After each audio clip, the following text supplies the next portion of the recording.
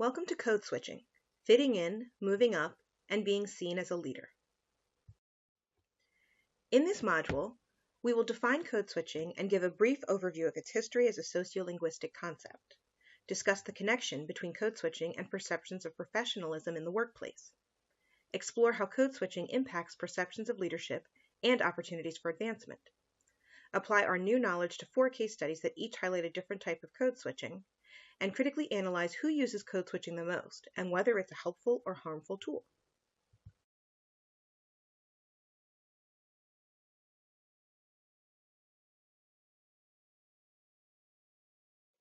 What is code switching?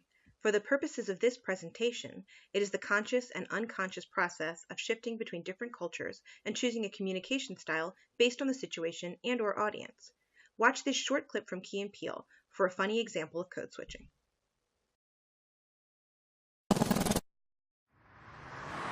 Because you're my wife and you love the theater and it's your birthday. Great.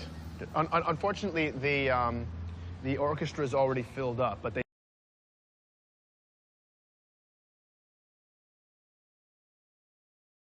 do have seats that are still left in the dress circle. So if you want me to get them theater tickets right now, I'm gonna do it right now. What's up, dog? I'm about 5 minutes away. Yeah. Okay, yeah, cool. No, they all good singers. They all good singers. Yeah, son. Mm-hmm. Nah, man, I'm telling you, man, I'm about to cross the street. No, they man. get that one dude in it that you love, man. He gonna be in it, yeah. Come on, man. You know I'm almost there, all right? Right now, I'm gonna pick your ass up at 6:30 Cool. then. Cool. All right. Yeah. The parking's free. So they got that Oh on my lock. God, Christian, I almost totally just got mugged right now. Code switching has its roots in linguistics, referring to people switching between languages, such as English and Spanish, mid-conversation.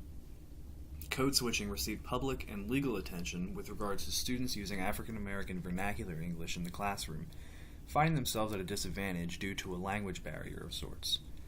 Now, the code switching definition has evolved to include certain accents, dialects, or local vernacular.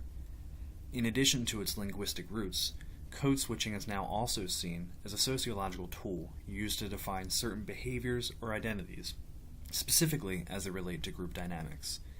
The act of code switching is not necessarily the act of altering between speech varieties, but the act of shifting gears in communicative behavior to find the appropriate code, such as narrative code, authoritative code, requesting code, and so on. There's an understanding that code switching is an integral part of society because it pertains to so many different people. The leader should be able to adapt to every social group.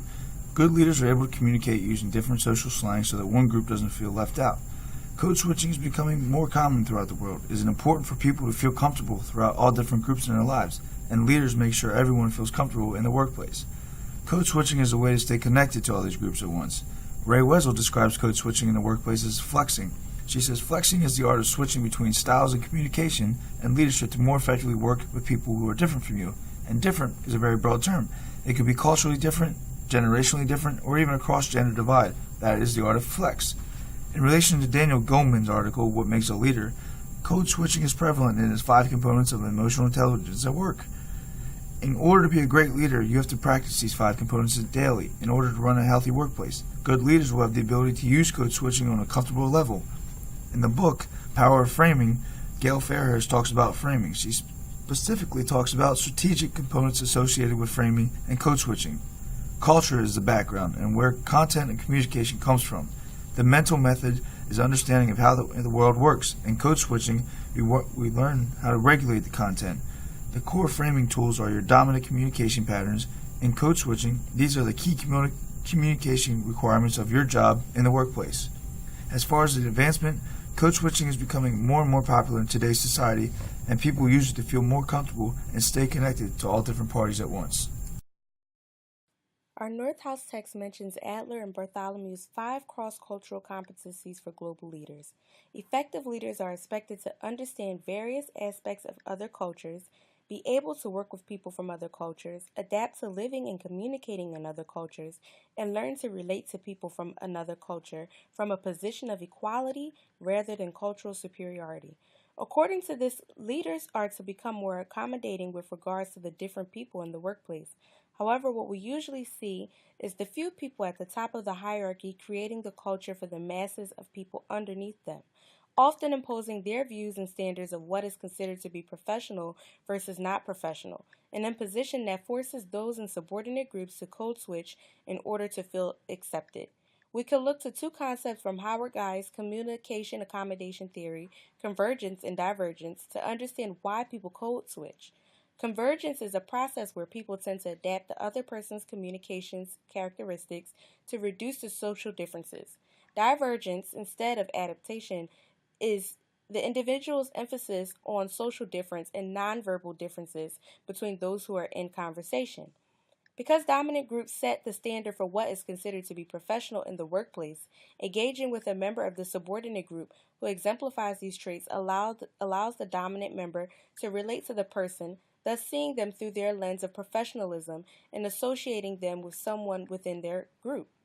However, for members of the subordinate groups who do not inherently share these traits, they must learn to code switch to appear as though they do.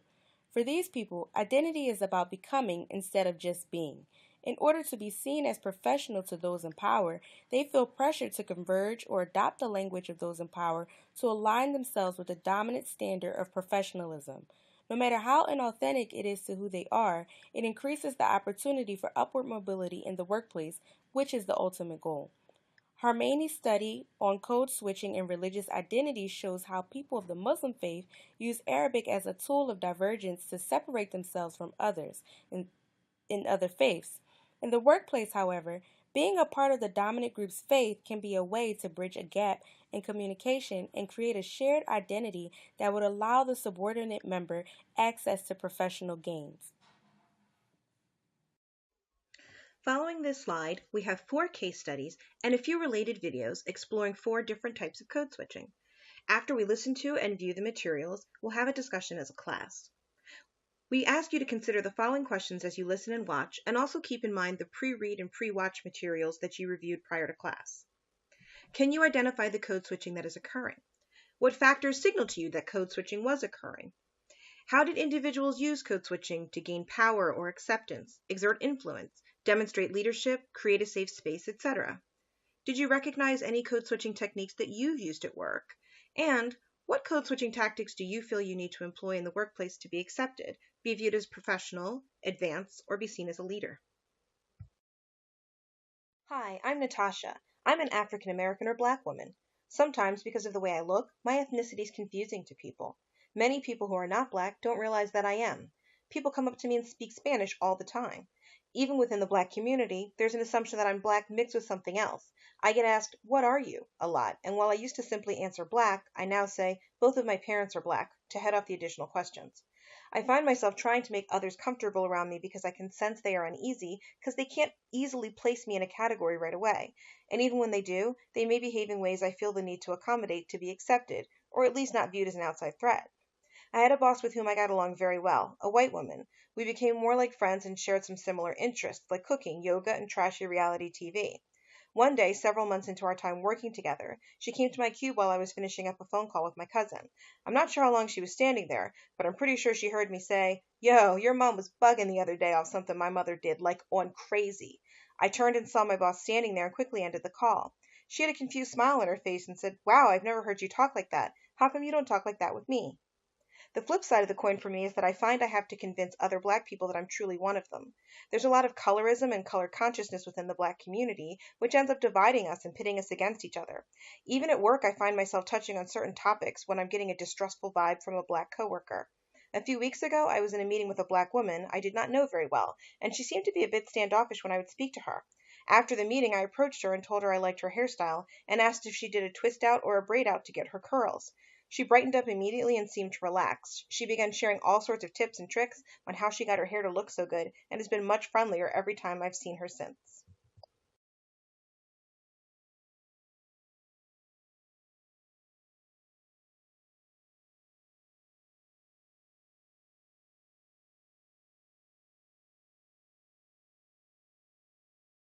English. I think you can look at middle-class speakers and assume that they don't speak African-American vernacular English because all I'm hearing is standard English. But what happens is that a lot of middle-class speakers do what I like to call code switching, right? So that in certain contexts, they use the vernacular. In other contexts, they will use something that's more considered to be more standard, mainstream standard English. I could, speak and talk just like everyone else. I guarantee you that I can carry on a conversation without using not one slang terminology. But the thing is, I'm just more comfortable saying what I want to say and how I want to say it. So it can be a form of expression if that's your comfort zone and you want to express yourself through those slang terms. But then for some individuals, it may be a social approval kind of a thing where you don't want to seem like you're an outsider or a square because you're not exactly expressing yourself the way that everybody else did. Where I come from, if they saw me here in school, they call me white. You talk white. So when I leave here, I don't speak how I'm speaking right now because I don't want to be deemed as talking white. Right? That's just the reality of it.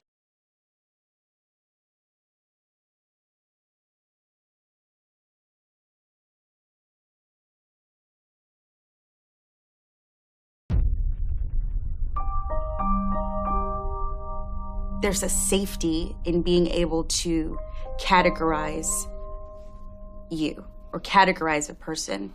You can assign all of your preconceived ideas about who this person is, the type of person they are, what kind of behavior you can expect from them, only if you know what they are.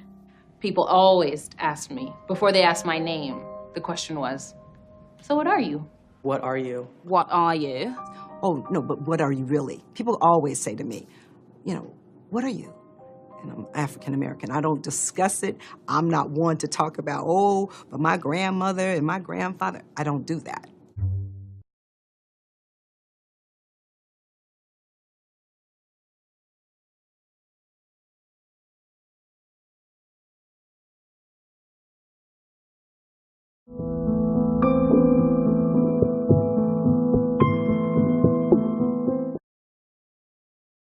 My father was very, very, very dark, is very, very, very dark. And my mother was very, very, very, I thought she was a white woman. So that's a problem right there.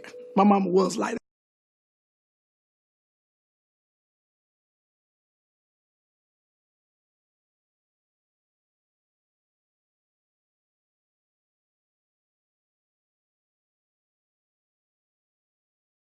I did tease her. I was like, you white, and I'm gonna get some DNA on you because you're lying.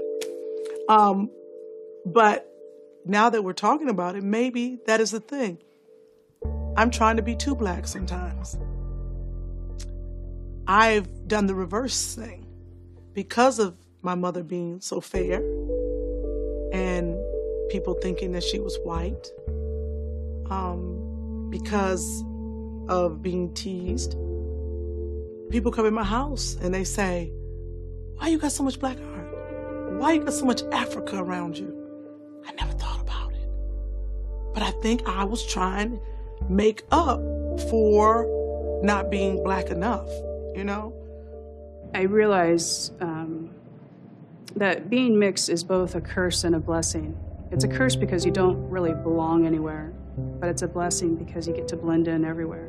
It amazes me how race is subjective to some people. And I was just told recently that I'm not a real black person. I'm not even part black person. Doesn't matter what my granddaddy did or what he was about. I don't know anything about the black experience, and I have no right because my skin color doesn't match.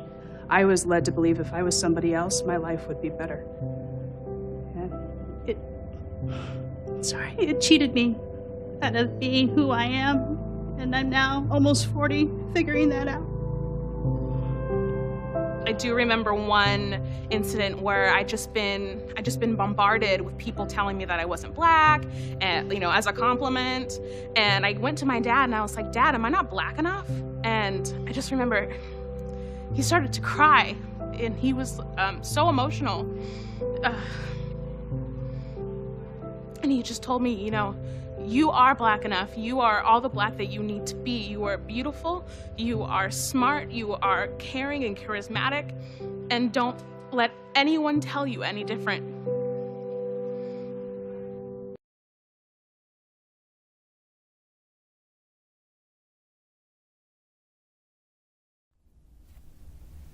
Code choice patterns can be used to reflect a variety of things, such as a social or class structure, in or out-group membership, group roles of leadership and subordination, and social identities.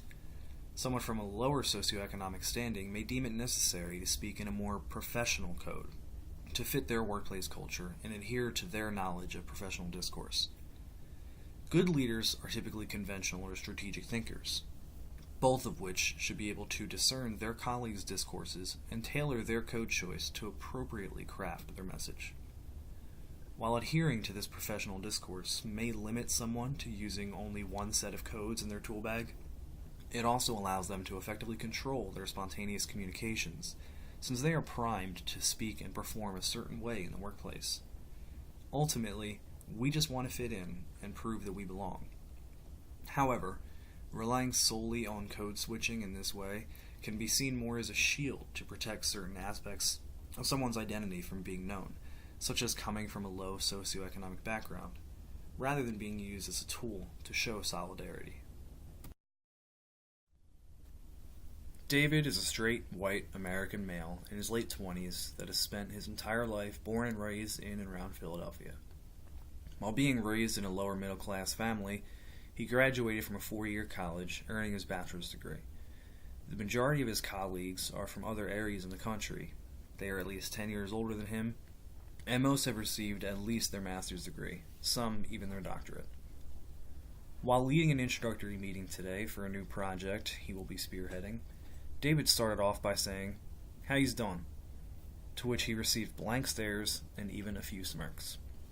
Nervously, he worked through this brief moment of silence and asked again, "How is everyone doing today?" before continuing into the content matter of the meeting. Following the meeting, one of David's closest colleagues joked with him, "Great meeting. Your Philly came out a little there, didn't it?" David laughed it off, but could not help but feel a little dejected and out of place.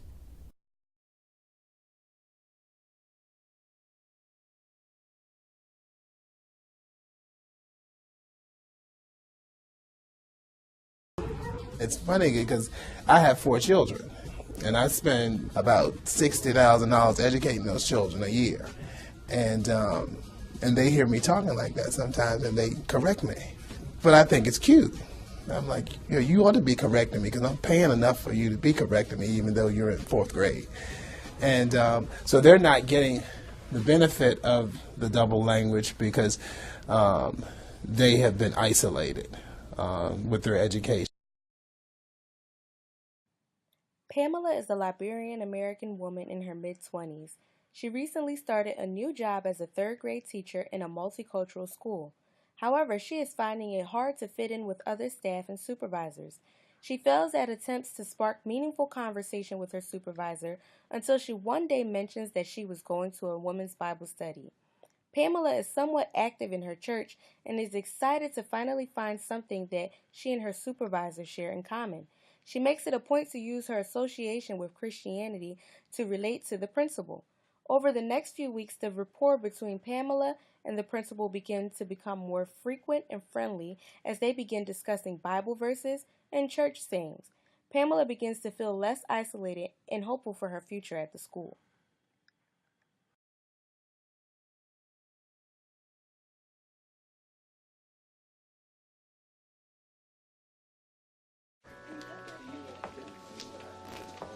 Honey, it's gonna be okay. I just don't think I made a very good first impression. Don't worry. Listen, after church, we'll all go out for some black bottom pie. Terrence, I'm not laughing. I have to do something to let your parents know I'm a good Christian woman. It's gonna be okay. Oh, wait a minute, babe. You got some linen on your pants. He had hypnotism. We are blessed to be in the house of the Lord. Amen. Amen. Amen, amen, Have you ever been so discouraged that you didn't know what to do? Been there, know it well. Well, remember what Isaiah 40:31 says. They who wait upon the Lord shall renew their strength. And they shall mount up with wings like eagles. The sister knows her Bible. Hallelujah. Hallelujah. Hallelujah. Praise the Lord. If you start speaking in tongues, I'm out of here. You know what, church? I feel the Spirit.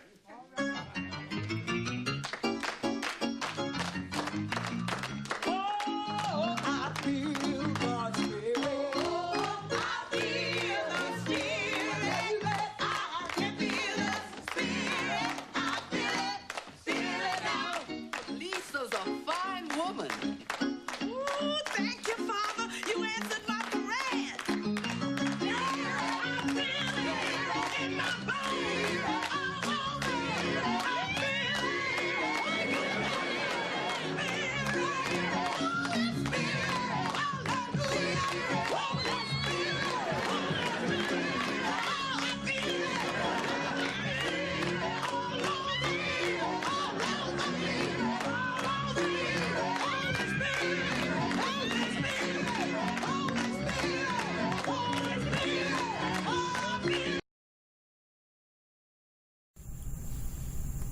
In athletics, coaches use code switching all the time. In recruiting, you have to be able to see the university, have a vision, and you got to be able to sell it. With Temple, you got to be able to sell this place with our people.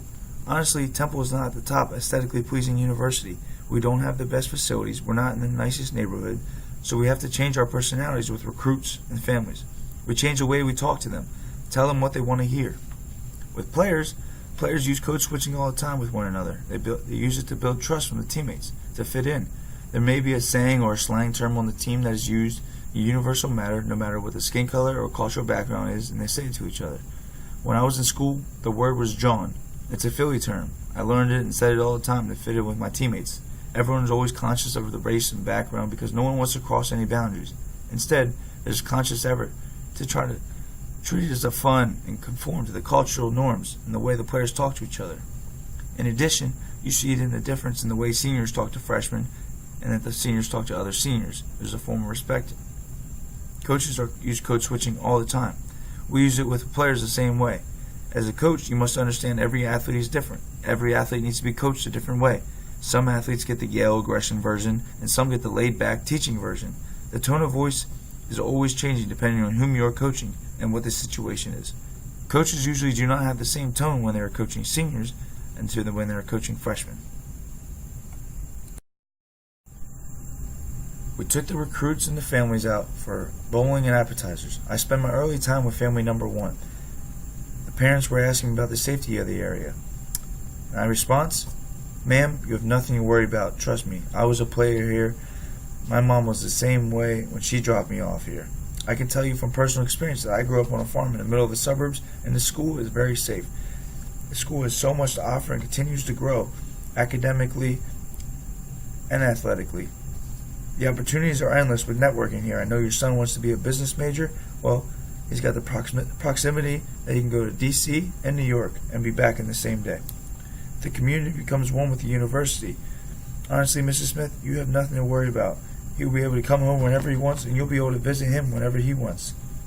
This will be like the home away from home." After I was done with family number 1, I walked over to family number 2. I walked over and I saw the dad stand up. I dapped him up. I said, "What's up, Mr. Robinson? What's Gucci?" I gave the mom a hug. I said, "Hey, ma'am, how you doing?" I threw out some excitement saying, "What's up? What's Gucci? What's happening over here? Y'all getting it popping over here, lane number 1 without me? Okay, I see you, Rob. I see you with 2 strikes. Y'all over here bowling without me. Let's get it popping." The mom bowled a strike, and I jumped up with excitement. I said, "Okay, I see you, Mama Dukes." We were all laughing, having a great time. I was relaxed, having fun. I said, "Dad, when you come watch your son next year score some touchdowns, we'll have to celebrate after come back here to the bowling alley. We got to keep this thing popping."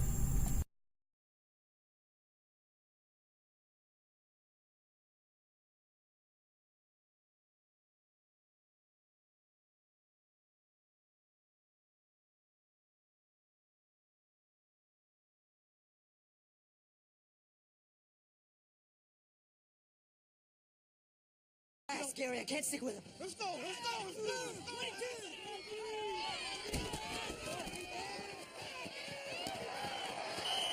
Touchdown, Hawks.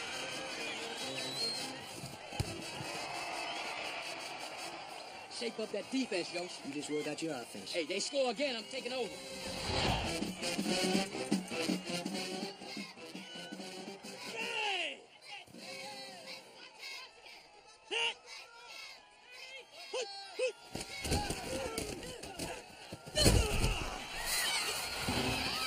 Katie, get over here. What are you doing, son? You missed the block by a mile.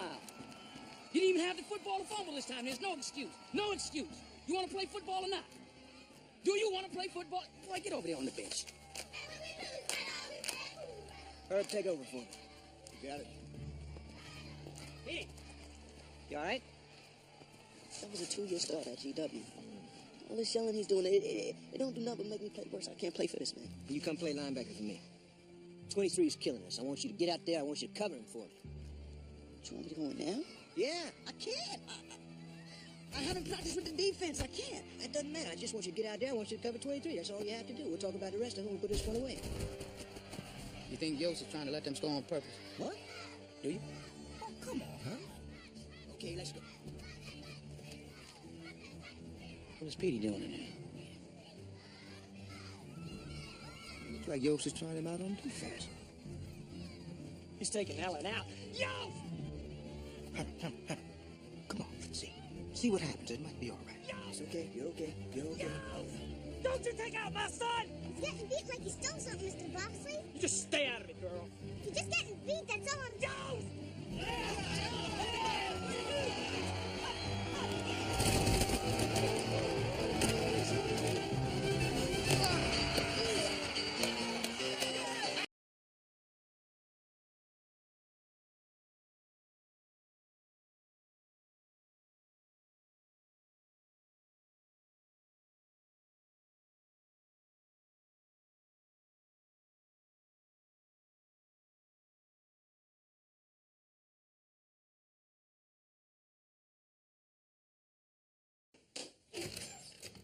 Yeah, well, guess you won't be seeing much of him, huh?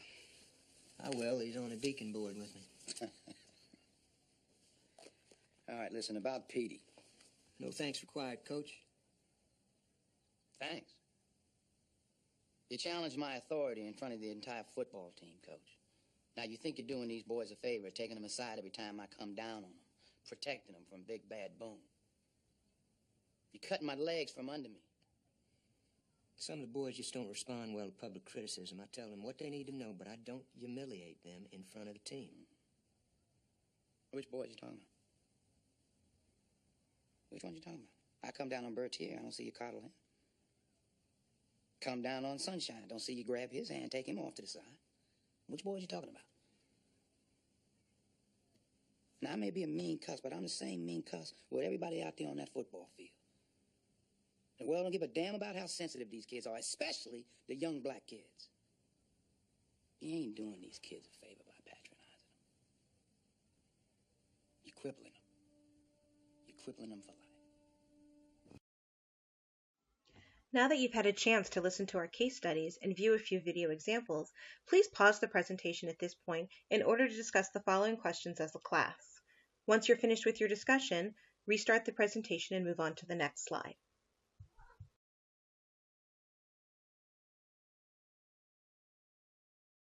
We've seen what code switching is, how it can impact perceptions, and discussed several different types. We now turn to a more critical analysis of code switching and identify some of its benefits and harms. As we noted earlier, those who sit in positions of power within an organization often set the culture to which subordinate players must adapt.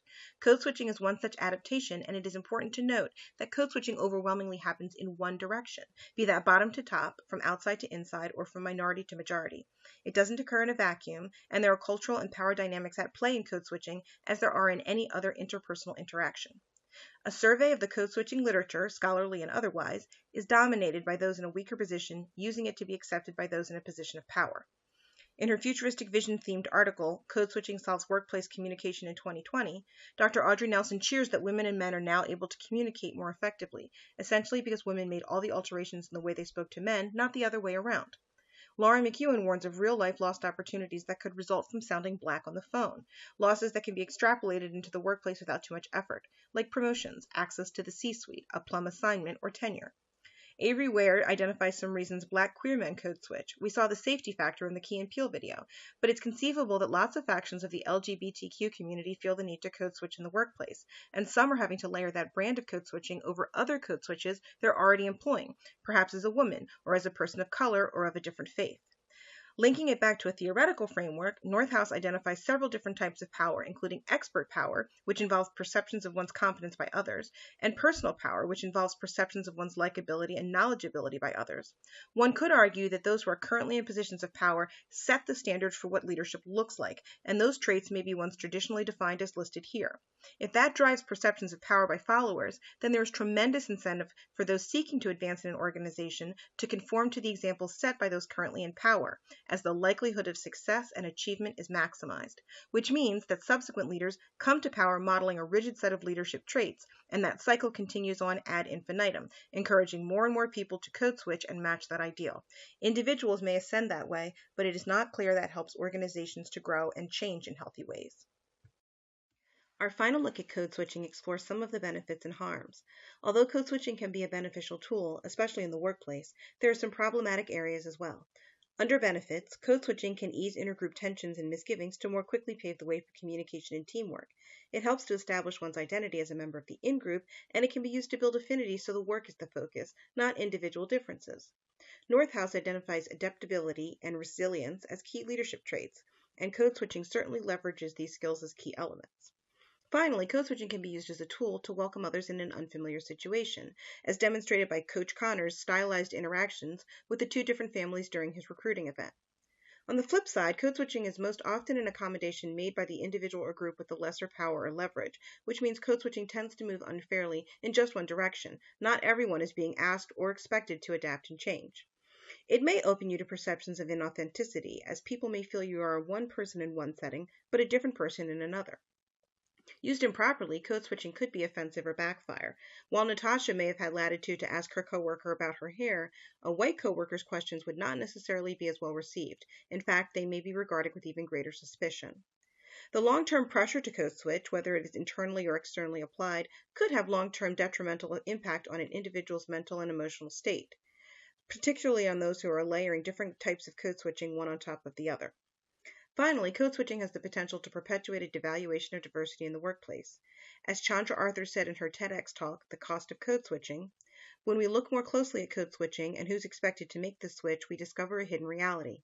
And that reality is that the expectation of code switching threatens true diversity.